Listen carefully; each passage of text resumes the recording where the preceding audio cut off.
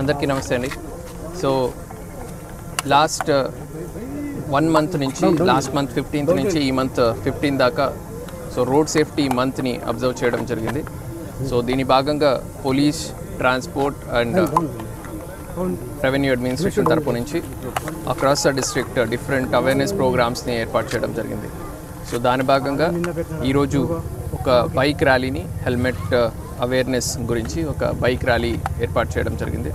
So మీకు అందరికీ తెలుసు, గత 1 yearలో మనం చూసినట్టయితే ఆల్మోస్ట్ మోర్ దెన్ 300 డెత్స్ వరకు, ఆల్మోస్ట్ 250 to 280 వరకు ఇంజూర్డ్ పర్సన్స్ మన జిల్లాలోనే ఉన్నారు.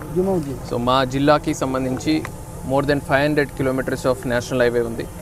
సో అలాగే సిమిలర్గా యాక్సిడెంట్స్ కూడా ఎక్కువ జరుగుతున్నాయి. సో దాని గురించి బ్లాక్ స్పాట్స్లో విజిట్ చేసి అక్కడ డిఫరెంట్ కరెక్టివ్ మెజర్స్ తీసుకోవడం ఉండొచ్చు, ఎన్ఫోర్స్మెంట్ సంబంధించి స్ట్రెంథన్ చేయడం ఉండొచ్చు, ఇంప్రూవ్ చేయడం ఉండొచ్చు, లేదంటే పబ్లిక్లో రోడ్ సేఫ్టీ సంబంధించిన అవేర్నెస్ పెంచడం ఉండొచ్చు. ఇలాగ డిఫరెంట్ కైండ్ ఆఫ్ యాక్టివిటీస్ మనము ఏర్పాటు చేయడం జరిగింది. సో దీనికి భాగంగా 2-wheelers మనం చూసినట్టయితే మ్యాక్సిమం డెత్స్ 2-wheelersలోనే జరుగుతున్నాయి, దట్ వితౌట్ వేరింగ్ హెల్మెట్.